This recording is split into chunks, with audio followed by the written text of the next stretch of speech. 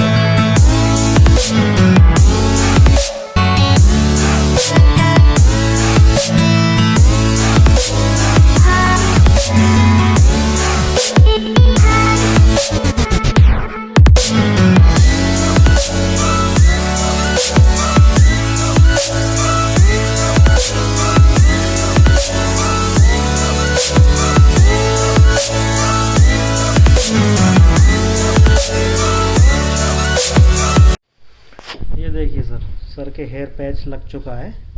कितना काफ़ी अच्छा नेचुरल लुक आ रहा है। ये देखिए इस तरह से, ये देखिए फिनिशिंग देखिए सर। ये देखो एकदम नेचुरल लग रहा है, कहीं से भी पता नहीं चल रहा। सर आपको कैसा लग रहा है हेयर पैच?